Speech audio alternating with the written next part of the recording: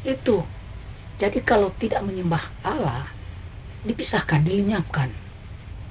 Apa yang sudah dijanjikan oleh Tuhan? Kenapa Tuhan begitu menekankan perjanjiannya ini sangat penting? Karena ini ada pesan Tuhan di balik ini, ya. Ada pesan Tuhan, ya. Halo, kembali lagi dengan saya Franky. Saya kali ini akan memberikan satu sharing firman Tuhan yang sangat luar biasa. Nah, firman Tuhan yang kita akan angkat kali ini adalah mengenai inti perjanjian Allah dengan Abraham. Nah, itu di luar perjanjian Allah dengan yang lainnya, ya. Tentunya, ya. Kali ini kita akan membahas inti perjanjian Allah dengan Abraham. Nah, sebelum saya mengarah ke pembahasan ini, ya, lanjut dengan pembahasannya, saya akan memberikan sedikit gambaran mengenai inti perjanjian Allah dengan Abraham.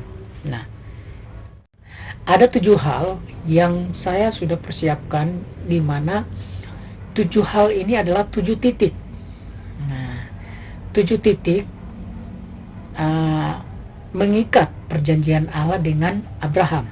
Titik pertama adalah berawal dari perjanjian Allah dengan Abraham. Nah, dari titik inilah memiliki satu garis lurus. Nah, garis lurus yang menuju ke titik 7, yang ke-7. Nah, titik yang ke-7 ini apa, saudara? Ini sasarannya, saudara. Sasaran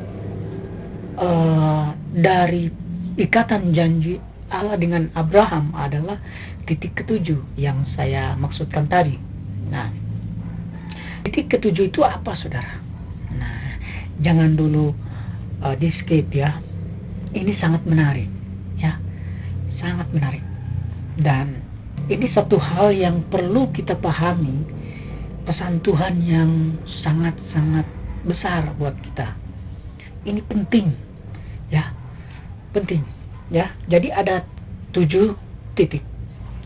Ada 7 titik di mana ikatan perjanjian Allah dengan Abraham di titik pertama hingga titik ke-7.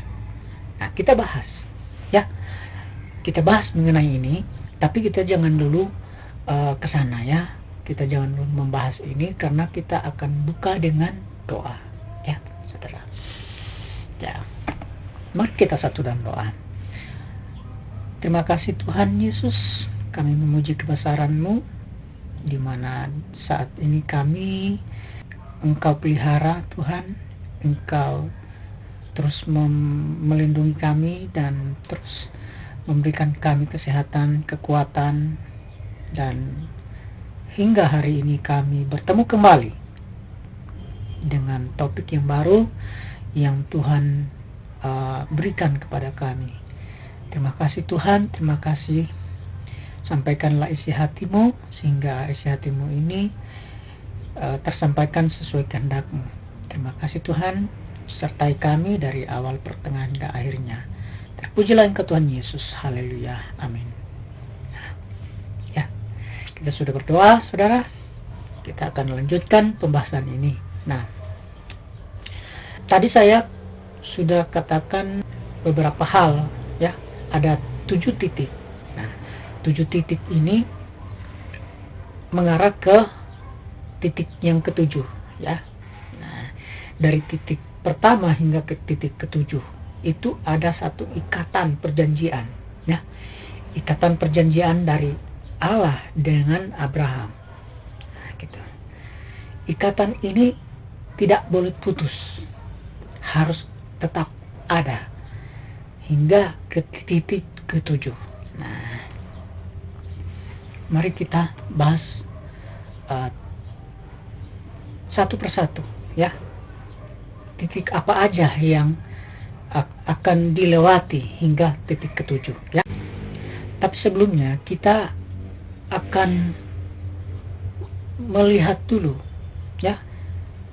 Kita akan menggali dulu mengenai perjanjian Allah dengan Abraham. Kita fokus dulu di sini. Nah, setelah kita memahami ini, kita akan bahas mengenai titik-titik ini, ya. Nah, baik. Kita tahu bersama sudah tertulis dalam firman Tuhan Alkitab, ya, bahwa sebelum Tuhan mengadakan perjanjiannya dengan Abraham, Tuhan sudah mengadakan perjanjiannya dengan Nuh. Nah, jadi sebelum perjanjian Allah dengan Abraham, Tuhan sudah mengadakan perjanjiannya dengan Nuh. Jadi Allah sudah mengadakan perjanjian dengan Nuh sebelum Abraham, ya. Nah, saya akan memberitahukan kepada saudara perjanjian apa saja yang dijanjikan kepada Nuh, ya, yang diikat, ya. Ikatan perjanjian seperti apa yang Tuhan adakan dengan Nuh. Nah, saya sudah melihat ada dua hal, yaitu ada kesamaan. Perjanjian antara Allah dengan Nuh dan perjanjian antara Allah dengan Abraham itu ada kesamaan dan ada satu inti pesan dari perjanjian itu. Nah, kita akan melihat kesamaannya apa, kesamaan perjanjian Allah dengan Nuh dan kesamaan perjanjian Allah dengan Abraham. Nah, mari kita lihat. Kita lihat di firman Tuhan. Kita buka dalam saya sudah mempersiapkannya, Kejadian 9. Kejadian 9, ya. Kejadian 9 ayatnya yang pertama hingga 17. Tapi saya akan membacakan poin pentingnya, ya. Nah, di sana perikopnya adalah perjanjian Allah dengan Nuh. Nah, ini sudah jelas, ya. Jadi sebelum Allah mengadakan perjanjian dengan Abraham, Allah sudah mengadakan perjanjiannya dengan Nuh. Nah, mari kita baca perjanjian Allah dengan Nuh seperti apa. Di sini, Kejadian 9 ayat 9. Sesungguhnya aku mengadakan perjanjianku dengan kamu dan dengan keturunanmu. Nah, ini kata Tuhan. Berfirmanlah Allah, ayat 8-nya, berfirmanlah Allah kepada Nuh dan kepada anak-anaknya yang bersama-sama dengan dia. Ini ayat 8. Ayat 9-nya, sesungguhnya aku mengadakan perjanjianku dengan kamu dan dengan keturunanmu.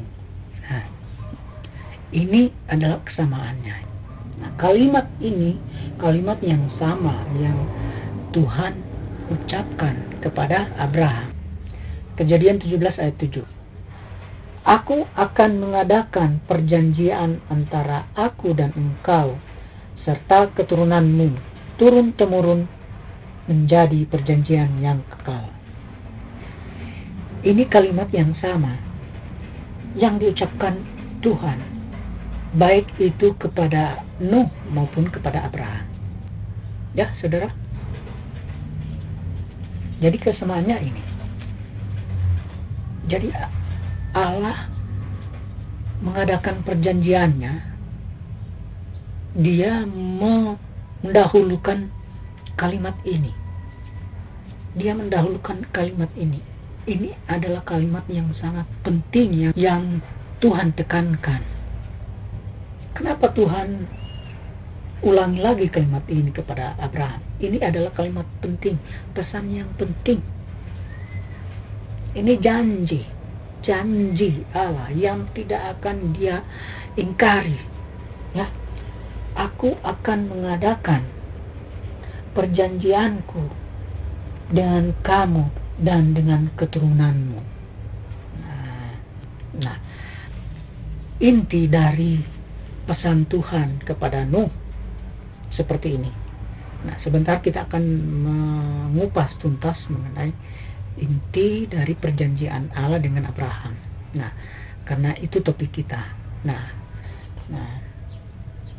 agar supaya kita semua mengerti, ya, bukan saja perjanjian Allah dengan Abraham, tapi perjanjian Allah dengan Nuh itu apa? Nah, inti dari perjanjiannya. Nah, seperti ini.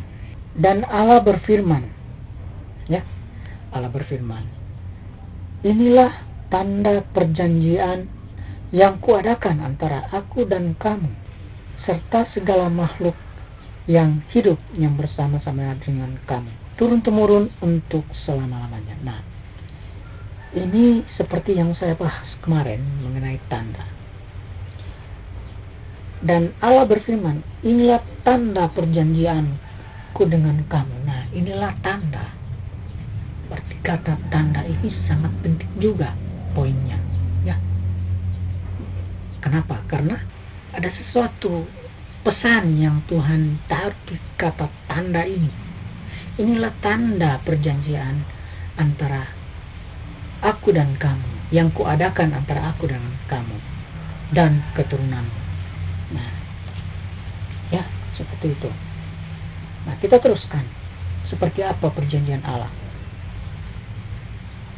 Ayat yang ke-13. Busurku kutaruh di awan, supaya itu menjadi tanda perjanjian antara aku dan bumi. Nah, ini kenapa? Di sana dikatakan busurku kutaruh di awan. Nah, busur ini yang Tuhan maksud. Ini apa, saudara? Nah, Tuhan menaruh busurnya di awan. Nah, busur itu apa, saudara? Yang Tuhan taruh di awan? Busur kan begini, setengah lingkaran, ya kan? Nah, itulah pelangi, saudara. Pelangi. Itulah busur Tuhan.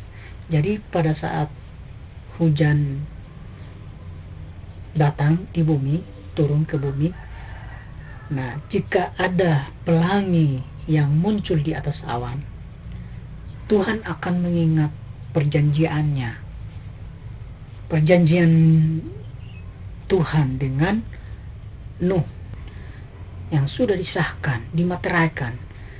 Dia akan mengingat itu. Dan mari kita lanjut supaya kita tidak salah. Ya.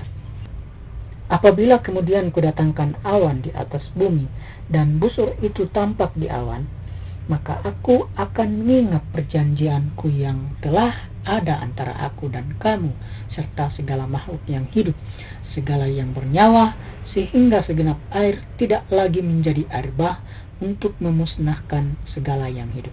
Nah, ini ya, saudara, kenapa Allah mengikat perjanjiannya dengan ini, ya, dengan Nuh dan dengan semua makhluk hidup yang turun dari bahtera. Nah, bukan cuman itu yang Allah ikat perjanjiannya, dengan bumi juga. Ini dikatakan bahwa aku akan mengikat perjanjianku dengan bumi, ya, antara aku dan bumi. Ya, ayat 13.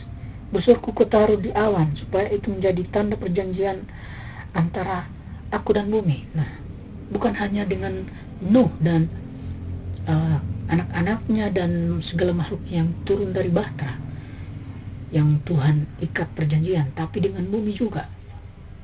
Nah, busur yang Tuhan taruh di awan itu, jika suatu saat, ya sampai hari ini, ya, kita melihat pelangi itu muncul. Jika pelangi itu muncul di awan, Tuhan akan mengingat itu, mengingat perjanjiannya, dan yaitu mengenai Dia tidak akan memusnahkan lagi segala makhluk yang hidup di bumi dengan air bah. Nah, seperti itu. Karena ini perjanjian setelah air bah surut. Ya, air bah surut. Perjanjian Allah dengan Nuh ini dilakukan, ya, diadakan setelah air bah surut dan Nuh turun dari bahtera. Pada saat Nuh dan anak-anaknya serta segala makhluk yang ada di bahtera turun, ya, Tuhan memanggil Nuh dan berfirman. Dia mengadakan perjanjiannya dengan Nuh. Nah, jadi itu Tuhan menaruh busurnya, yaitu di awan. Ya, jika pelangi itu muncul, Tuhan mengingat perjanjiannya. Dia tidak akan memusnahkan bumi lagi dengan air bah. Nah, ini ya, ini inti perjanjian Allah dengan Nuh. Ya, berbeda dengan inti perjanjian Allah dengan Abraham. Nah, baik. Cukup sampai di sini dulu untuk pembahasan mengenai perjanjian Allah dengan Nuh. Ya, kita masuk kepada perjanjian Allah dengan Abraham. Ya, ini adalah topik kita, ya. Perjanjian Allah dengan Abraham. Jadi sebelum saya kupas mengenai titik-titik ini yang mengarah ke titik ketujuh, kita bahas dulu mengenai titik pertama, yaitu intinya, inti perjanjian, ya, inti perjanjian. Titik ketujuh adalah tujuan dari perjanjian. Tujuan dari perjanjian, target dari perjanjian itu sendiri ada di titik ketujuh. Makanya jangan dulu skip. Perhatikan baik-baik firman Tuhan. Kita lihat titik apa saja yang akan dilewati hingga ke titik ketujuh. Ini tujuannya adalah titik ketujuh. Titik ketujuh itu apa, ya? Ini sangat penting, ya, sangat penting. Nah, mari kita bahas mengenai perjanjian Allah dengan Abraham. Perjanjian Allah dengan Abraham itu ada di Kejadian 17 yang sudah saya baca tadi, mengenai sunat. Ya, mengenai sunat. Sunat sebagai tanda perjanjian Allah dengan Abraham. Nah, sebelum perjanjian Allah mengenai sunat, sebenarnya Allah sudah melakukan perjanjiannya dengan Abraham beberapa kali. Tapi perjanjian ini mengenai perjanjian keturunan. Di pasal yang ke-15 di sana ada perikopnya perjanjian Allah dengan Abraham. Janji tentang keturunannya, ya. Nah, tapi yang kita mau bahas di sini adalah sunat sebagai tanda perjanjian Allah dengan Abraham, karena intinya ada di sini. Inti perjanjian Allah dengan Abraham ada di sini. Ya. Nah, mari kita baca. Ya. Baik. Sebelum kita baca ayatnya, saya akan beritahukan kepada Anda. Nah, sama seperti kita mengadakan suatu perjanjian, di mana perjanjian itu ada pihak pertama dan pihak kedua, ya kan? Karena ini cuma dua orang, dia cuma ada pihak pertama dan pihak kedua, ya. Pihak pertama adalah pihak Allah dan pihak kedua adalah pihak Abraham. Nah, bisa saja lebih dari itu, kecuali ada lebih dari itu, ya. Nah, ada pihak ketiga, keempat, dan lain-lain, dan seterusnya, ya. Nah, kali ini cuma dua pihak, pihak Allah dan pihak Abraham. Nah, apa saja ikatan yang dari Allah, pihak pertama, sebagai pihak pertama? Kita baca, ada ayatnya, saudara. Jadi ini sangat jelas, ya. Perjanjian Allah dengan Abraham ini sangat jelas, ya. Ini yang kita duplikasikan dalam kehidupan kita sehari-hari. Ya, biasalah orang kalau menandatangani satu perjanjian itu ada pihak pertama, kedua, dan ketiga, dan seterusnya. Ini yang sudah dilakukan. Kita sekarang ini mengambil dari sini. Perjanjiannya ada dari sini. Ya, dasar perjanjiannya ada di sini. Ada pihak pertama dan kedua, dan seterusnya. Nah, mari kita lihat pihak pertama dari Allah. Di situ ada di ayat 4. Kejadian 17 ayat 4. Nah, di sana dikatakan bahwa dari pihakku. Nah, Tuhan berfirman seperti ini. Dari pihakku. Nah, apa saja dari pihak Allah? Nah, dari pihakku, inilah perjanjianku dengan engkau. Engkau akan menjadi bapa sejumlah besar bangsa. Nah, ayat 4-nya. Jadi, Allah menjanjikan ini. Abraham akan menjadi bapa sejumlah besar bangsa. Nah, ini yang dijanjikan Tuhan. Ya, saudara. Jadi, janji Tuhan itu ya dan amin. Dia tepati. Abraham memiliki banyak keturunan, seperti pasir di laut dan seperti bintang di langit. Itu yang dia janjikan, dan terbukti sekarang di mana keturunannya diberkati. Belum selesai, saudara. Belum selesai. Kita lanjut ke ayat 5. Karena itu namamu bukan lagi Abram. Nah, sebelumnya kan namanya Abraham. Nah, jadi dirubah menjadi Abraham. Karena, nah ini dia artinya, engkau telah kutetapkan. Jadi Allah menetapkan Abraham. Jadi dirubah menjadi Abraham karena Allah menetapkan Abraham ini sebagai, karena engkau telah kutetapkan menjadi bapa sejumlah besar bangsa. Nah, Tuhan menetapkan nama Abraham ini, ya, Abraham menjadi bapa sejumlah besar bangsa. Terus kita lanjut. Aku akan membuat engkau beranak cucu sangat banyak. Engkau akan kubuat menjadi bangsa-bangsa. Nah, itu terbukti. Ada banyak bangsa. Dan daripadamu akan berasal raja-raja. Sudah terbukti. Ada raja-raja di muka bumi ini. Itulah yang Tuhan firmankan. Ya, dan terjadi. Gitu ya. Aku akan mengadakan perjanjian antara aku dan engkau serta keturunanmu turun-temurun menjadi perjanjian yang kekal, supaya aku menjadi Allahmu dan Allah keturunanmu. Nah, kalimat yang sama yang saya sudah bahas tadi, kalimat yang Tuhan ucapkan kepada Nuh, ini diucapkan kembali kepada Abraham. Nah, Tuhan menekankan hal ini. Ya, ini dari pihak Allah. Belum selesai, saudara. Kita lanjut. Kita lanjut ke ayat 8. Kepadamu dan kepada keturunanmu akan kuberikan negeri ini yang kau diami sebagai orang asing, yakni seluruh tanah Kanaan akan kuberikan menjadi milikmu untuk selama-lamanya, dan aku akan menjadi Allah mereka. Nah, Allah menjanjikan tanah Kanaan. Ya, tanah Kanaan Tuhan berikan kepada Abraham dan keturunannya.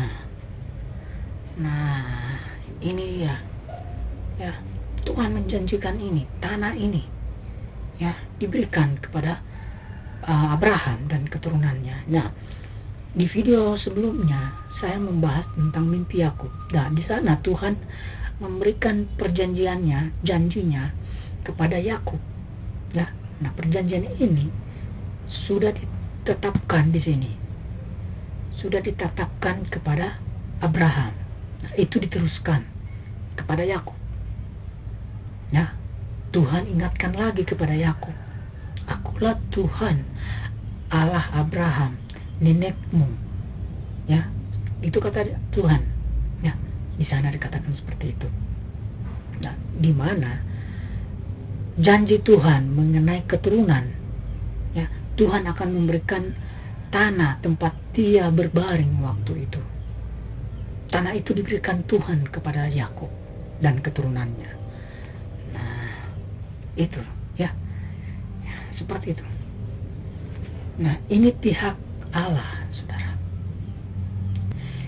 Pihak Abraham. Dari pihak Abraham kita baca dari ayatnya yang ke-9. Lagi firman Allah kepada Abraham, dari pihakmu. Nah, ini Allah berfirman kepada Abraham, dari pihakmu engkau harus memegang perjanjianku. Ini. Jadi Abraham harus memegang perjanjian Allah ini. Harus dipegang dan harus dia taati, dilakukan. Nah, engkau dan keturunanmu turun-temurun, inilah perjanjianku yang harus kamu pegang. Perjanjian antara aku dan kamu, yaitu setiap laki-laki di antara kamu harus disunat. Nah, harus disunat. Setiap laki-laki di antara kaum bangsa Israel yang ada bersama-sama dengan Abraham waktu itu harus disunat. Ya, disunat. Nah, itu ketetapan Allah. Ya, ketetapan yang harus ditaati agar supaya perjanjiannya digenapi. Nah, gitu. Kalau tidak taat dengan ini, perjanjiannya tidak digenapi. Ya, Allah tidak menggenapi perjanjiannya jika kita tidak taat dengan ini. Nah, seperti itu. Jadi mengenai sunat, tapi kita jangan fokus di kata sunat.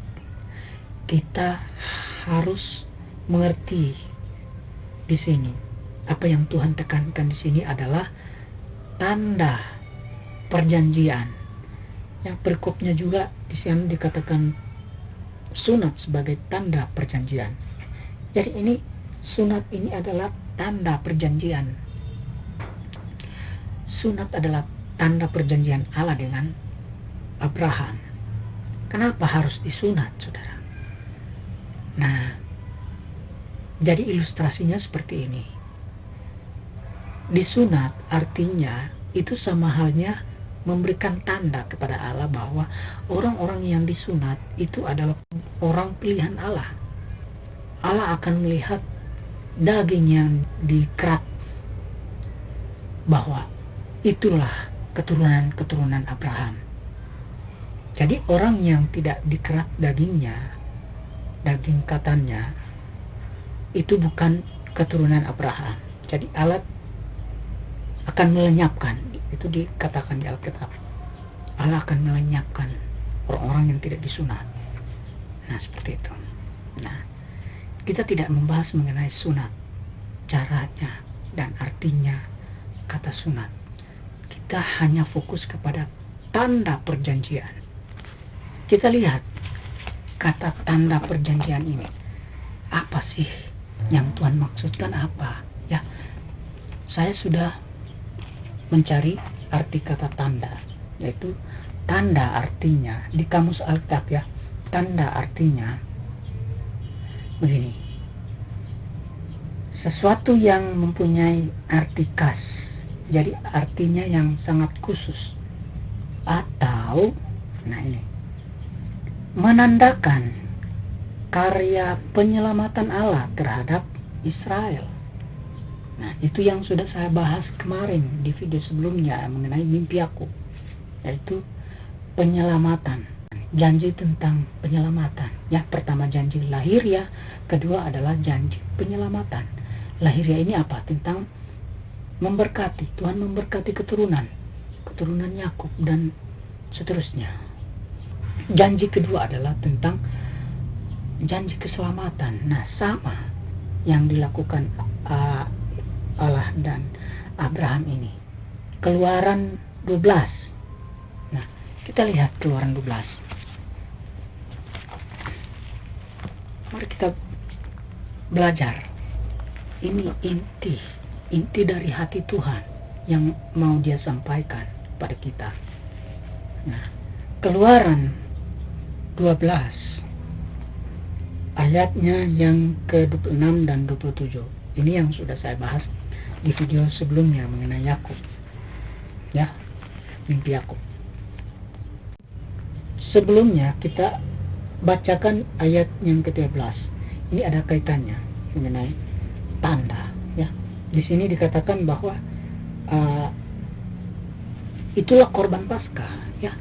Korban Paskah. Nah, kita lihat agar supaya kita bisa paham.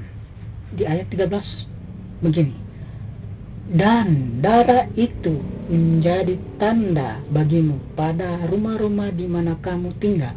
Apabila aku melihat darah itu, maka aku akan melewati daripada kamu.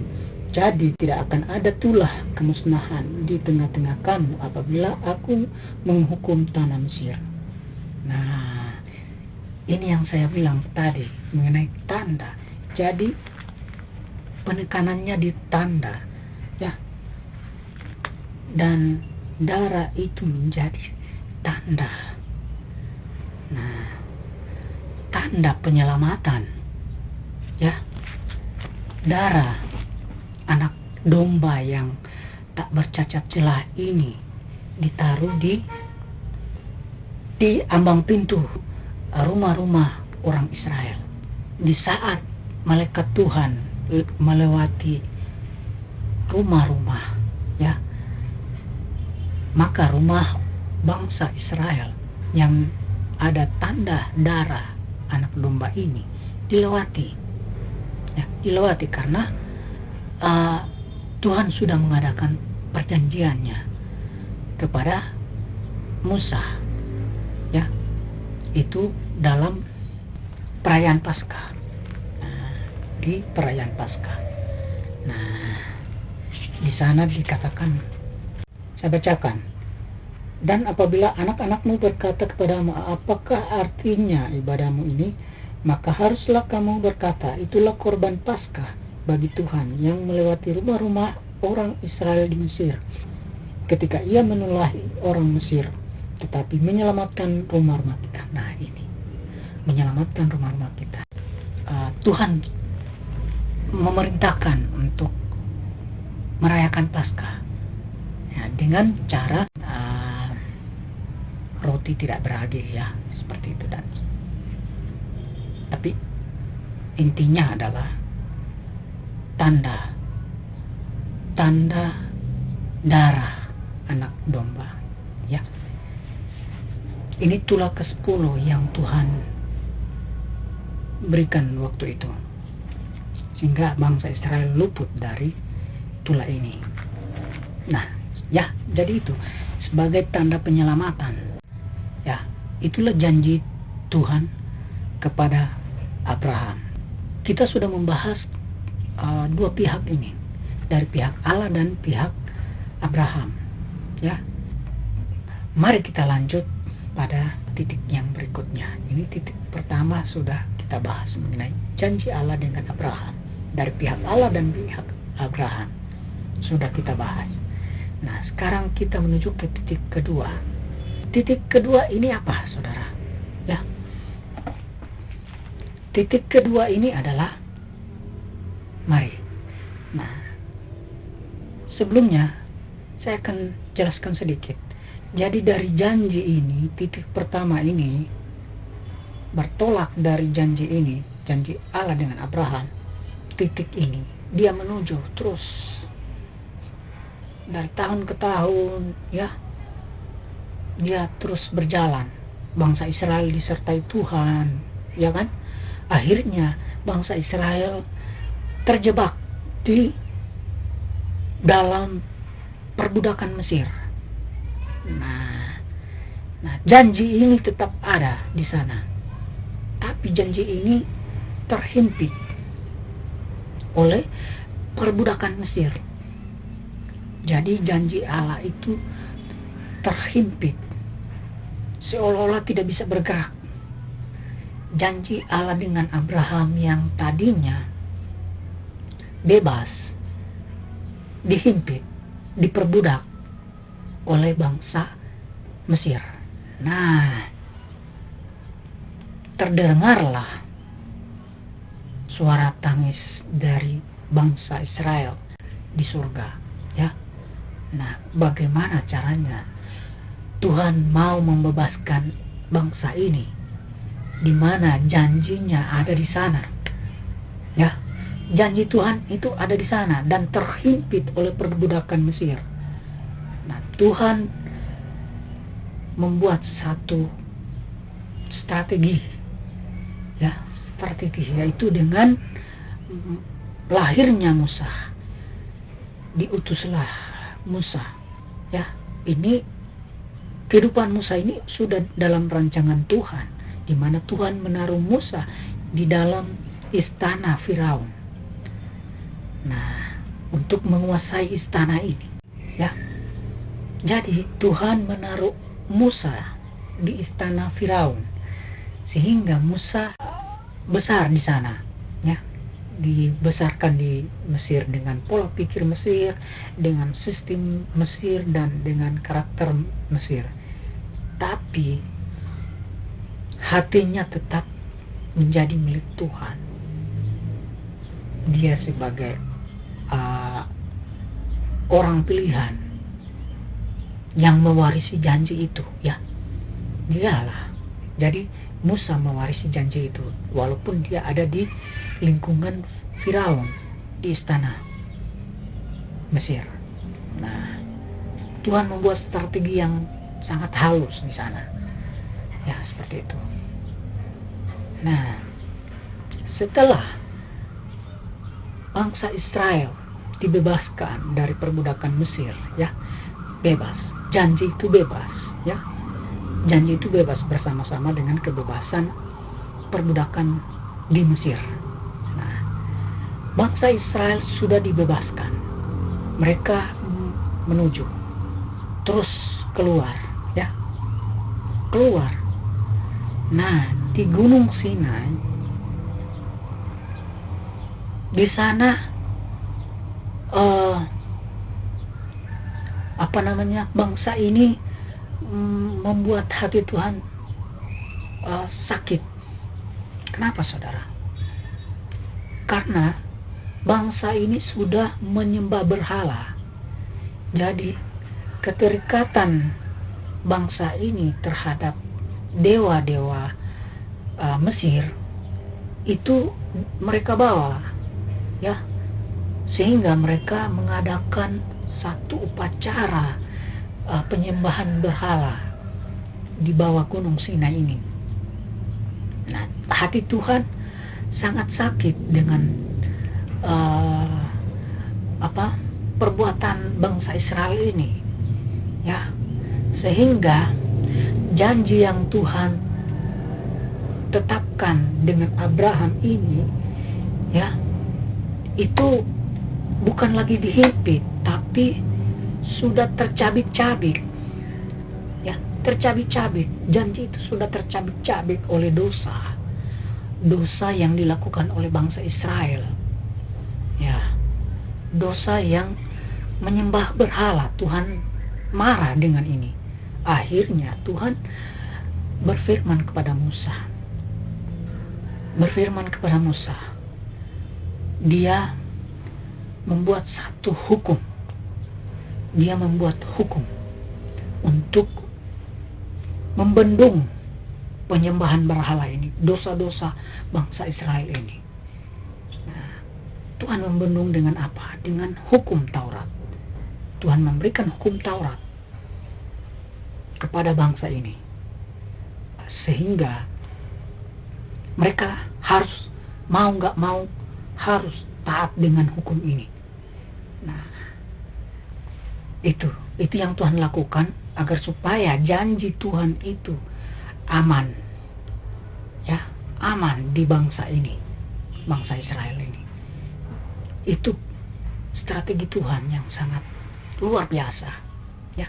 Dia memberikan hukum untuk ditaati, sehingga janjinya terhadap Abraham itu, janji yang sudah disahkan dengan Abraham itu tetap aman dan tidak tercabik-cabik, ya. Nah, dari situlah dipisahkan,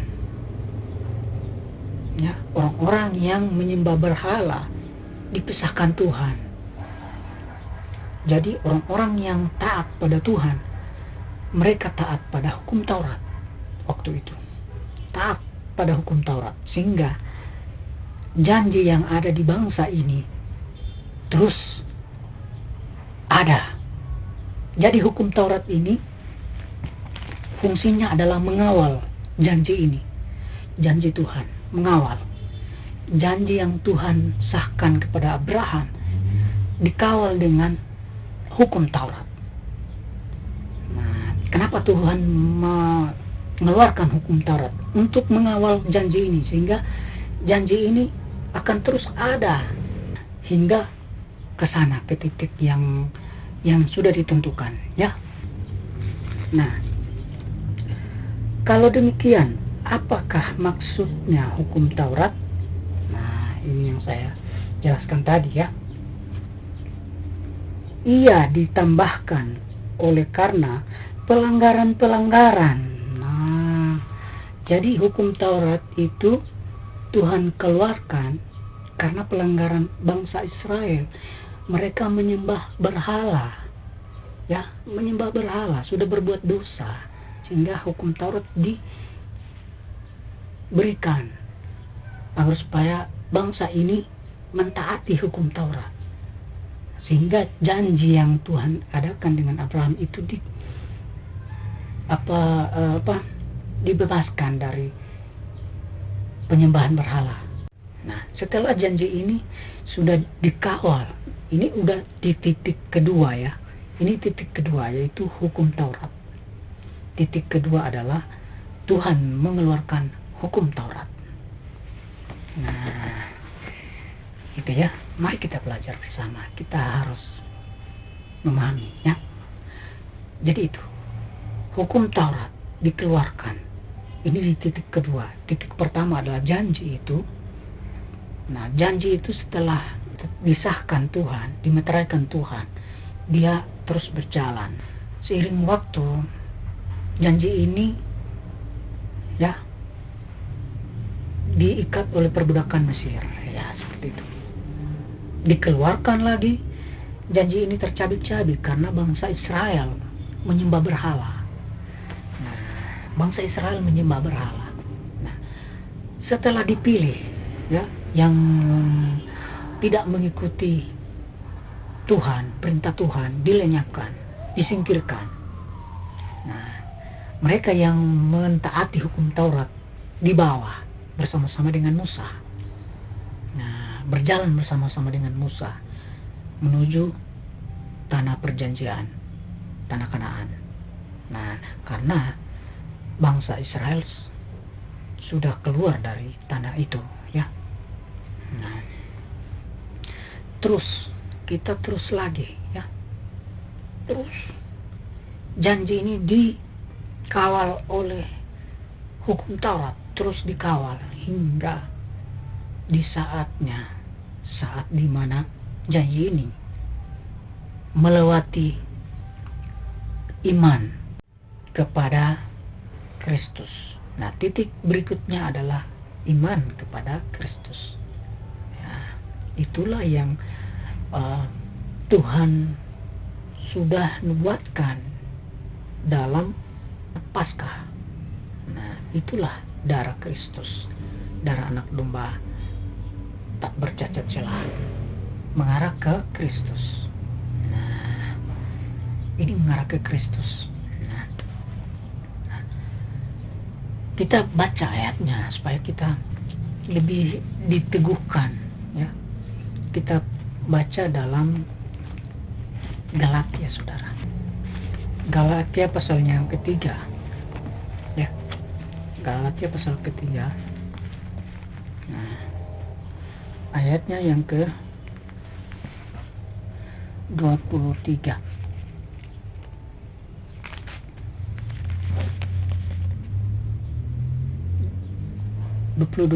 Kita mulai dari 22. Nah, Galatia pasal 3 ayat 22. Tetapi kitab suci telah mengurung segala sesuatu di bawah kekuasaan dosa, supaya oleh karena iman dalam Kristus, janji itu diberikan kepada mereka yang percaya. Nah, sebelum iman itu datang, kita berada di bawah pengawalan hukum Taurat. Sebelum Kristus itu datang, kita ada di dalam pengawalan hukum Taurat. Ya, hukum Taurat. Kita yang dimaksud kita di sini adalah bangsa Israel.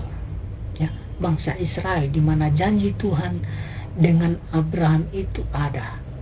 Nah, ya, jadi janji itu dikawal dengan hukum Taurat sebelum Kristus itu datang.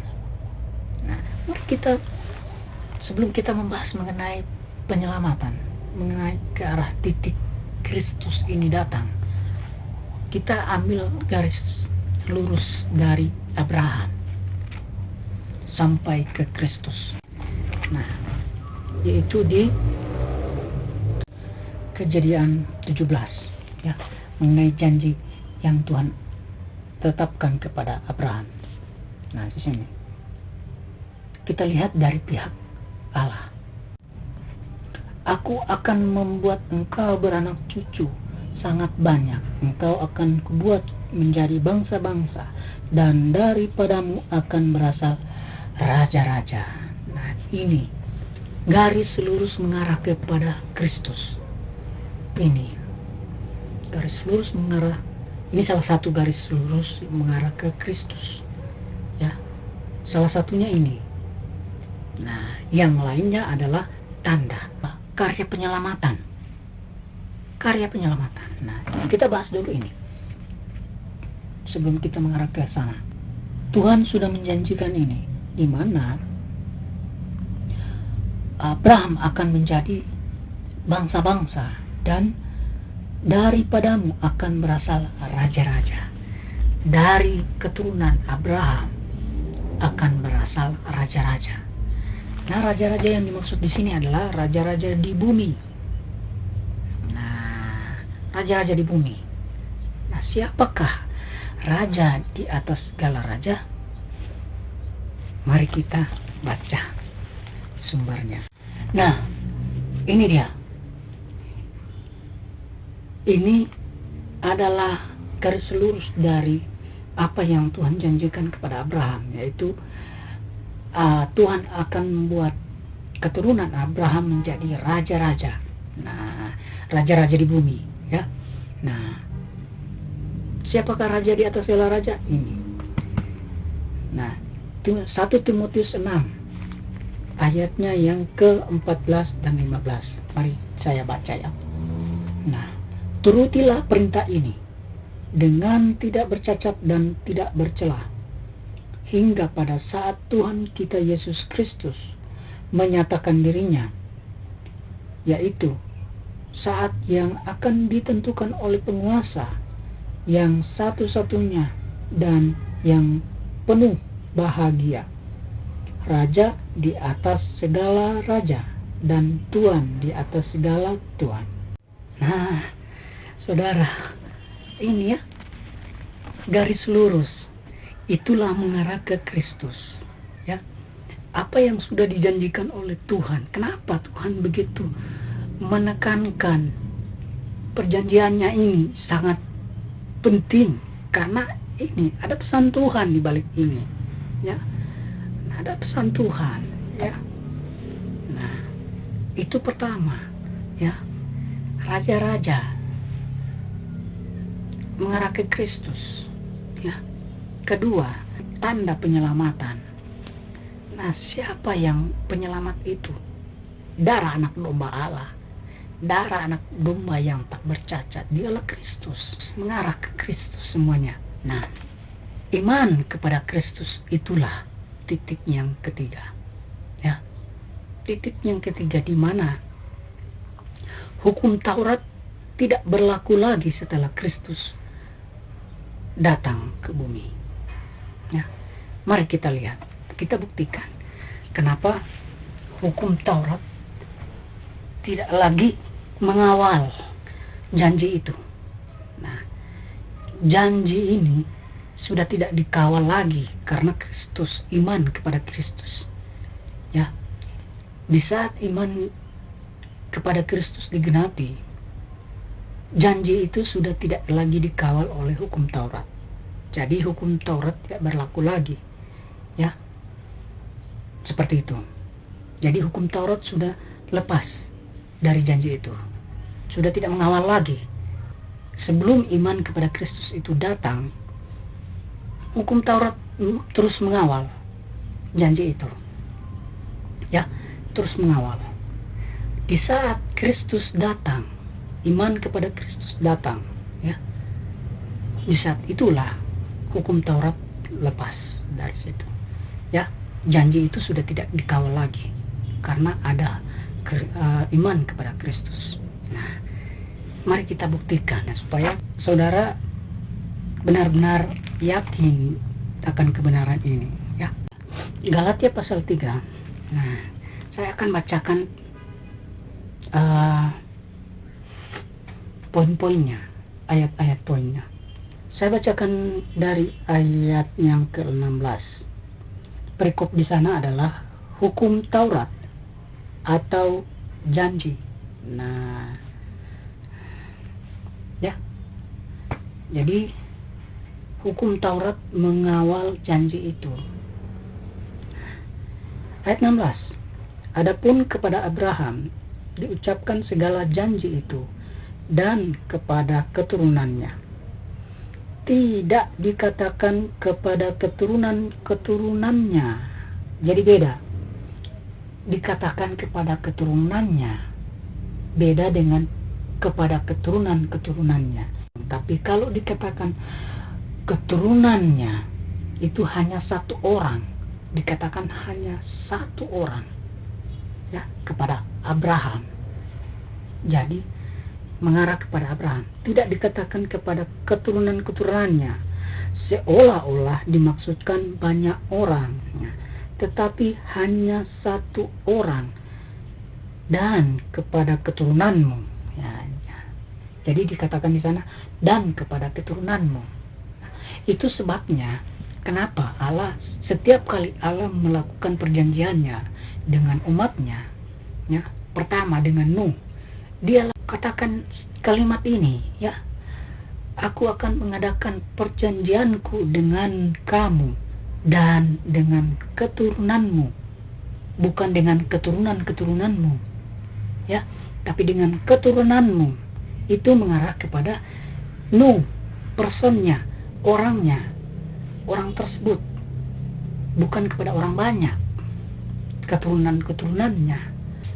Tapi jika dikatakan keturunanmu, itu mengarah ke satu orang, itu terus turun-temurun hingga tak terhitung banyaknya. Seperti itu. Nah, kita lanjut.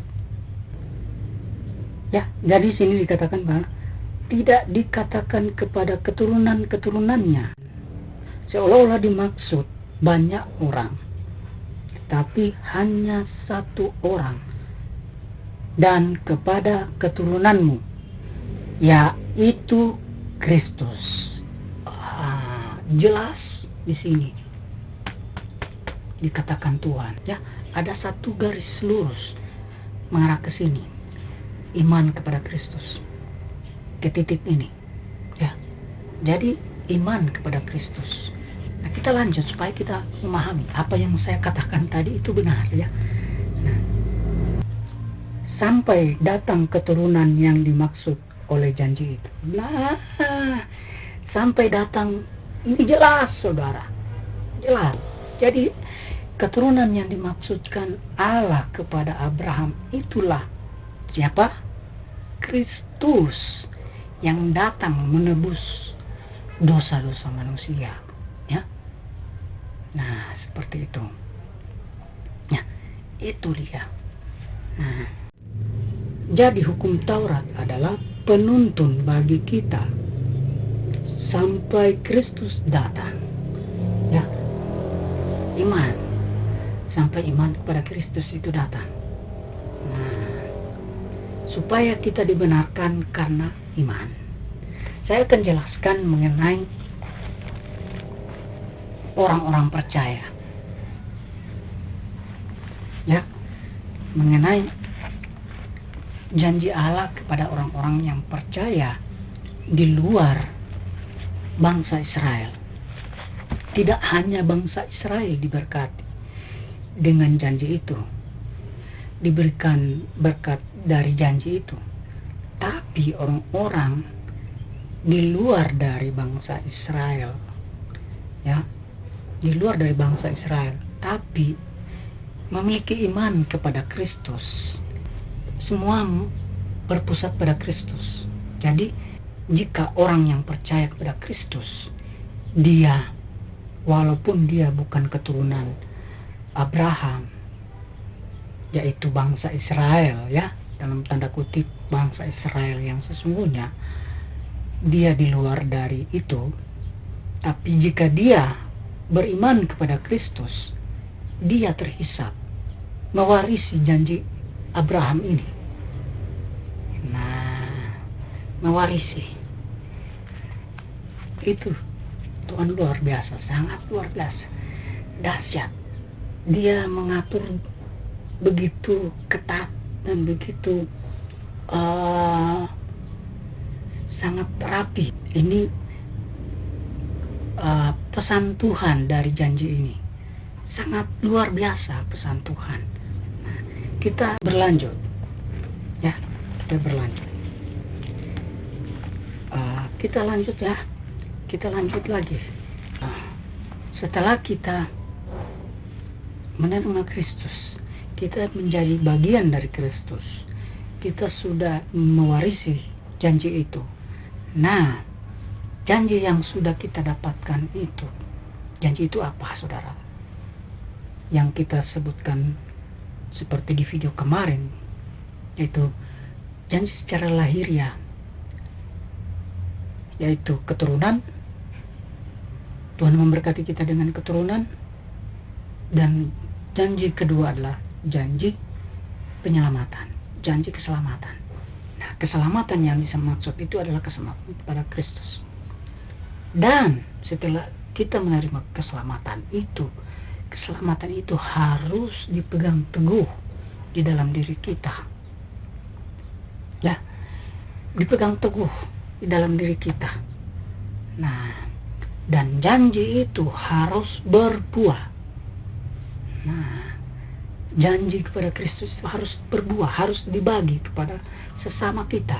Jadi orang yang dipilih, yang masuk dalam janji itu, dia harus berbuah, memberitakan Injil Kristus kepada mereka yang tidak mengetahuinya, ya, sehingga mereka yang tidak mengetahuinya ini menerima Kristus, masuk dalam janji itu, tergabung dalam janji itu.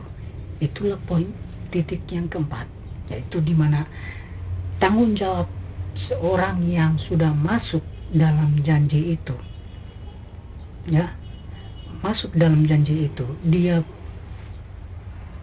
memberitakan Injil, ya, untuk berbuah, ya, berbuah, sehingga yang tidak percaya, yang belum masuk dalam janji itu terhisap, ya, terhisap dan masuk dalam janji itu. Nah, seorang yang dipilih Tuhan, dia memiliki satu tanggung jawab untuk berbuah, ya, membuahkan hasil. Nah, kemudian berlanjut pada titik tentang di sana ada gereja, persekutuan, ibadah. Jadi janji keselamatan itu harus dipertahankan dengan beribadah, melakukan persekutuan dengan umat-umat Kristus yang sudah menerima janji itu, ya. Janji itu harus dipertahankan dengan beribadah, bersekutu, menyembah Tuhan, dengan ikut dalam komunitas dan sebagainya, beribadah, bersekutu. Di sana janji itu, janji keselamatan itu dikuatkan, sehingga tidak lepas. Nah, jadi kalau misalnya janji itu lepas, itu terjadi seperti yang saya alami, saudara. Seperti di video ini. Saya mengalami di mana saya lepas dari janji itu. Saya sudah menangkap janji keselamatan itu, tapi seiring berjalannya waktu, saya lepas kendali sehingga janji itu terlepas. Nah, janji itu dicuri oleh iblis. Saya pun lepas dari janji itu. Nah, bagaimana caranya mengambil janji itu kembali? Melakukan pelepasan, mengakui kesalahan, pengakuan, berdoa dan pelepasan, berdoa pelepasan, mengakui kesalahan. Nah, itu ya. Nah, itu masuk pada titik yang keenam, yaitu pendoa syafaat. Itu gunanya pendoa syafaat, pendoa di mana mereka lah yang mendoakan orang-orang. Misalnya, pendoa itu ada banyak kategori. Ya, ada yang mendoakan syafaat, ada yang berdoa tentang mujizat, ada yang menyembuhkan, nah, ada yang berdoa tentang pelepasan. Nah, itu salah satunya. Jadi pendoa ini ada di titik yang keenam untuk melihat kalau ada yang lepas dari penyelamatan ini, janji ini, seperti yang saya alami. Jadi saya lepas kendali di titik ini.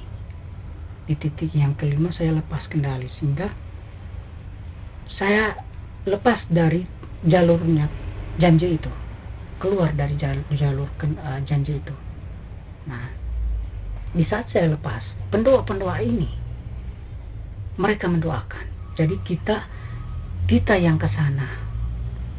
Kita yang ke sana mengakui kesalahan dan melakukan pelepasan lewat pendoa ini. Nah, di titik keenam, pendoa ini sangat besar tanggung jawabnya. Itu mendoakan orang-orang yang sudah lahir baru, orang-orang yang sudah ada dalam janji itu. Nah, dan juga orang-orang yang di luar sana yang belum mendapatkan janji itu. Nah, sehingga dituntun kepada janji itu. Nah, ini kuasa dari pendoa. Di titik yang keenam, pendoa ini sangat luar biasa. Nah, di sana setelah kita bertahan dari janji keselamatan itu, kita menuju ke titik yang ketujuh. Titik ketujuh itu apa, saudara? Itulah kerajaan Allah. Titik yang ketujuh adalah kerajaan Allah. Kita menjadi mempelai wanita Tuhan, dipersiapkan untuk itu. Nah, itulah tujuan dari janji Allah dengan Abraham, yaitu kerajaan Allah. Kerajaan Allah.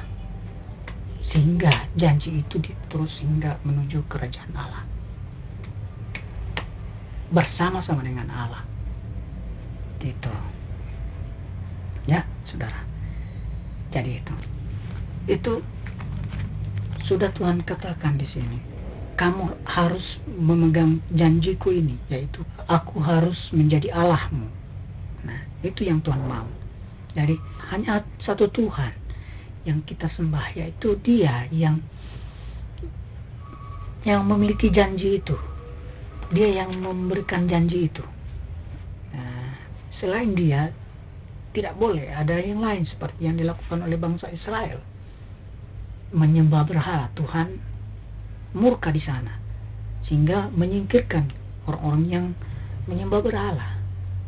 Nah, memilih mereka-mereka yang memegang janji itu. Nah, sehingga dikawal oleh hukum Taurat. Jadi seperti itu ya, saudara. Jadi itu inti dari perjanjian Allah dengan Abraham. Ya, ada satu pesan yang sangat luar biasa di sana. Ya, itu satu garis lurus mengarah ke kerajaan Allah. Nah, jadi itu janji itu disahkan oleh Tuhan pada Abraham, dan menuju seiring waktu berjalan, janji itu terus berjalan bersama-sama orang-orang pilihannya, seperti itu. Jadi itu sistematika, ya, di mana janji Tuhan kepada Abraham. Ya, saya berharap apa yang saya bagikan ini memberkati saudara dan memberikan satu pemahaman kepada saudara, sehingga membukakan satu pandangan tentang firman Tuhan, isi hati Tuhan, pesan Tuhan melalui janji kepada Abraham. Ya, itu yang bisa saya bagikan kepada saudara untuk saat ini. Sampai jumpa di video selanjutnya, di topik selanjutnya yang akan kita bahas selanjutnya. Ya, God bless you.